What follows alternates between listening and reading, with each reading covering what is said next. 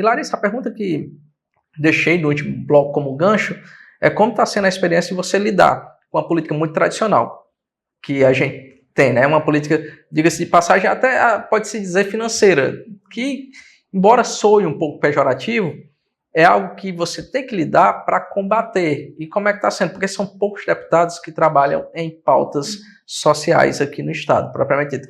Que levantam essa pauta social e andam em contra-maré dessa onda política que se perpetua no Ceará com esse modelo. Eu queria saber como é que está sendo essa experiência.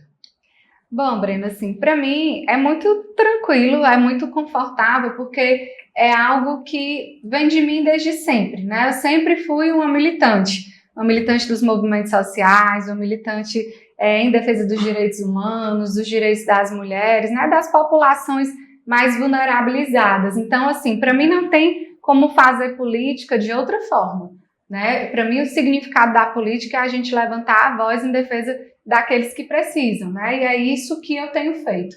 É claro que eu percebo nesse espaço que tem parlamentares que não atuam dessa forma, como você estava colocando aqui. Tem parlamentares que simplesmente fazem acordos com gestões municipais e garantem suas eleições dessa forma e, de fato, não dão esse retorno social para a população, muitas vezes nem sequer pisa no município ao longo de todo o seu mandato. Isso, para mim, é algo inimaginável. Assim, eu sou uma pessoa que é povo, que gosto de estar ao lado das pessoas, né, que gosta de ouvir seus problemas, porque é a partir dessa escuta que as ideias surgem. Toda a audiência pública que eu faço, isso desde vereadora e isso desde o movimento estudantil, participando de alguma reunião, quando a gente escuta as pessoas, a gente vai tendo as ideias do que fazer para superar aqueles obstáculos, aquelas dificuldades que estão sendo apresentadas, né? Então, tudo aquilo que a gente constrói parte de uma escuta, né? De uma sugestão de um determinado movimento.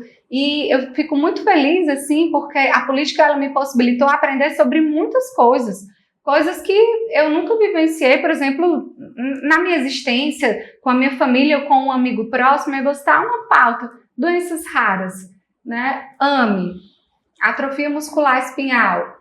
Eu não tenho nenhum caso desse na minha família, eu não tenho um colega próximo que tenha vivenciado, mas o movimento das pessoas com doenças raras enxergou em nós uma pessoa capaz de levantar essa bandeira e nos procuram, e a partir disso a gente propôs a política estadual de atenção e diagnóstico das pessoas com doenças raras, propusemos a criação do Centro Estadual de Acolhimento das Pessoas com Doenças Raras. Então é muito importante que você tenha esse pé no chão e ao lado do povo para você ouvir suas demandas, você poder aprender. Eu tenho também me deparado com um pleito que ganha força a cada dia, que é, por exemplo, a situação das crianças com autismo, né? Crianças, adolescentes, jovens e adultos com autismo, que é, às vezes, até mais desafiador, porque ainda existe algum nível de política pública voltada para a criança e para o adolescente, mas para aquele que completou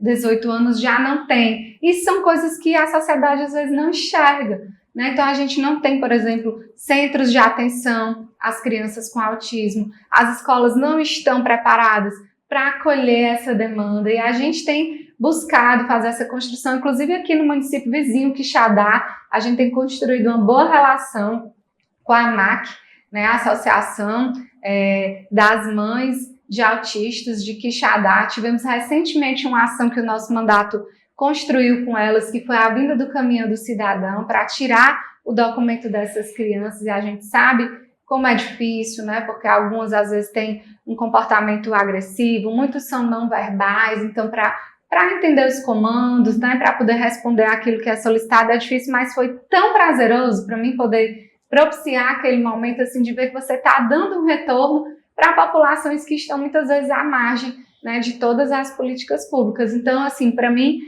o caminho, a construção política é com o povo, é do lado do povo, é ouvindo as pessoas. Tem sido um desafio para mim fazer isso em todo o estado do Ceará, porque tem um tempo de deslocamento para ir, para voltar. Eu estava mais acostumada com uma dinâmica dentro de Fortaleza, que por si só já é muito grande, né? São 121 bairros, 2,5 milhões de habitantes, né? E a gente já tem esse desafio de realmente poder chegar a várias comunidades que são bem distantes entre si, né? A gente sai ali do caça e pesca para ir lá para o Pirambu, para depois estar lá dentro do Jardim das Oliveiras, para depois estar no Janguruçu, e assim vai, né? Percorrendo também toda essa grande cidade que é Fortaleza para ouvir os problemas da população e buscar as melhores formas de trazer uma solução, que muitas vezes a gente também não consegue, até porque eu não sou gestão, eu sou legislativo, nosso papel